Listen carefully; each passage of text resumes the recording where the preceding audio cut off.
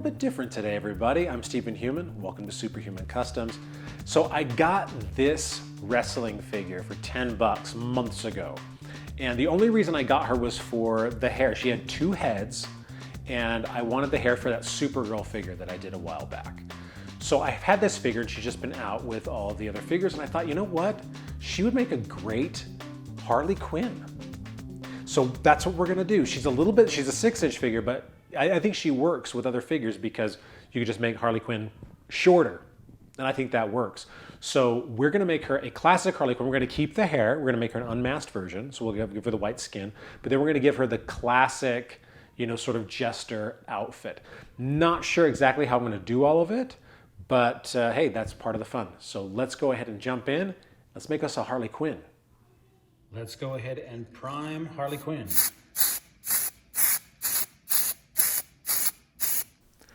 Now, since we're going to do a classic version of Harley Quinn, just an unmasked version, what we're going to start out with is she's got a little collar here with the like little circle things hanging down.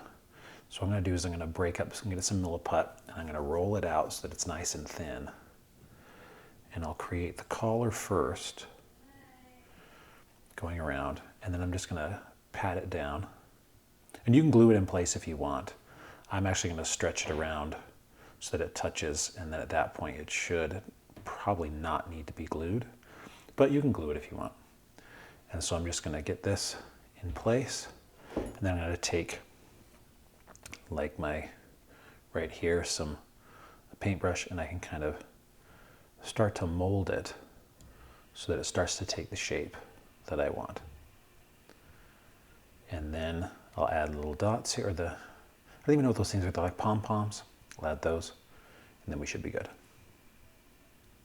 So I'm just going to take the white first off, and I'm going to go over, now that all of this is dry, and get this section done. And it might take 2 coats depending on how everything looks. But I'm going to start with this first because I want to get all these edges, and there's going to be some slop, because I want to make sure that it gets right up to the black. And it's going to be easier to go over the black and get it covered than having the white, not go all the way to the edge. So that's how I'm going to do it. And I'm going to move it around, make sure that it's not clumpy, because that's the thing about this white, is that it can get to where there's clumps. So you want to be able to make sure that it's nice and thin. And from there we'll start doing a nice coat of black over some of these areas and the red. And from here it's just going to be paint. Right now I'm just taking a little bit of black and I'm going around the edges here to make sure that the slop can get taken care of. Now a lot of this will be, obviously some of this is going to be colored red and stuff, but I just want to make sure that it's all got the same base coat so that the colors that go on will be the same. I've just got a little bit of paint on here, and I'm letting the paint lead so that the brush isn't actually touching these other areas. And you see it goes on pretty good. I'm just going to keep doing that, and then we'll move on to the colors. Now that everything's dry and in good shape, let's go ahead and start with, let's get the red down. Now in order to get the lines as straight as possible, you need to put a little bit more paint on, and remember, always let the paint lead, and that'll get you a straight line. And I'm just going to go down here to the torso because that's more or less where she usually has the red end. And I'll just paint all up in here. This will require 2 coats, but you remember you want to put it on light. So I'm going to spread it around so that it's not blotchy. Because we do not want blotchy paint ever. That is the worst thing you can have on a figure like this, is to have blotchy paint. So that means you got to get a good base coat down that's nice and thin, and then go over the top with another thin coat. So don't be afraid to move the paint around and thin it up while you're putting it on, because that's what's going to keep you from getting blotchy paint.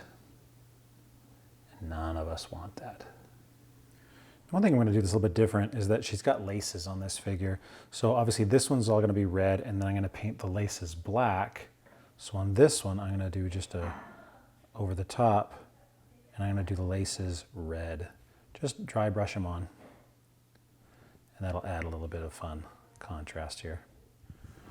And now I am putting on the second coat.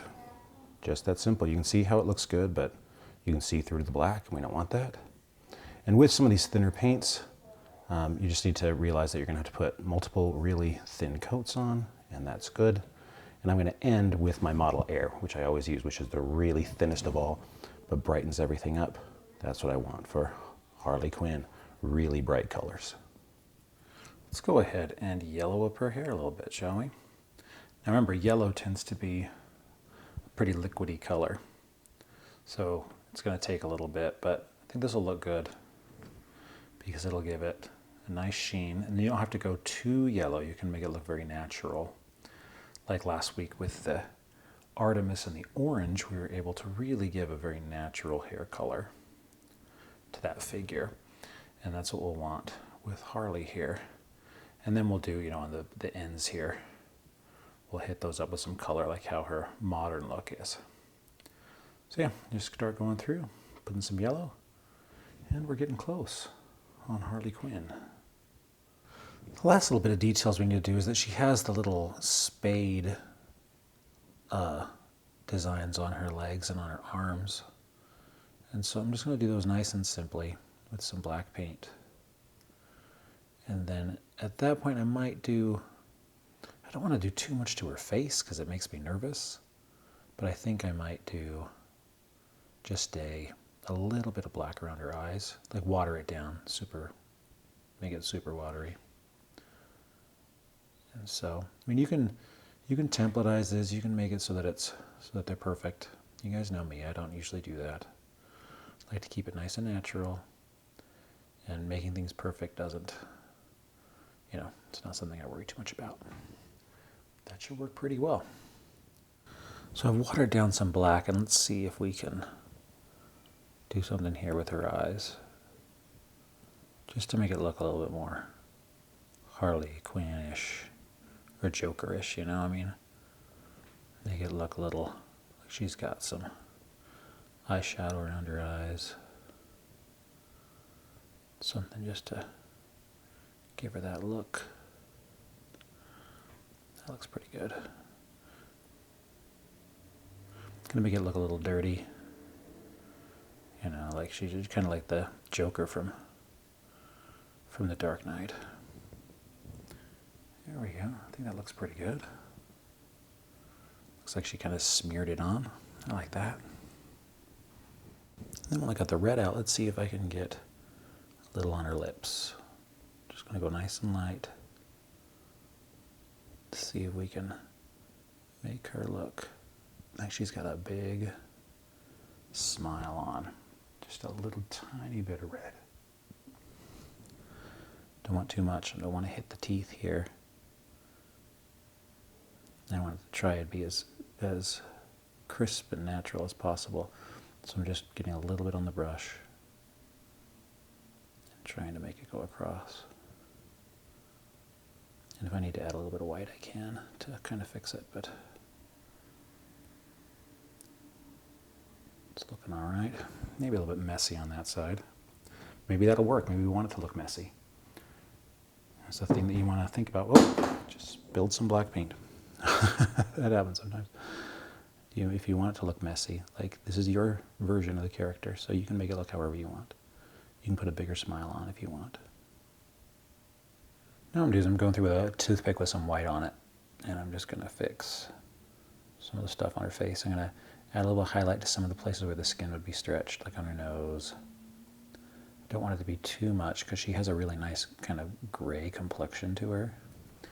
But I don't want her mouth to look too, I want the smile to look good.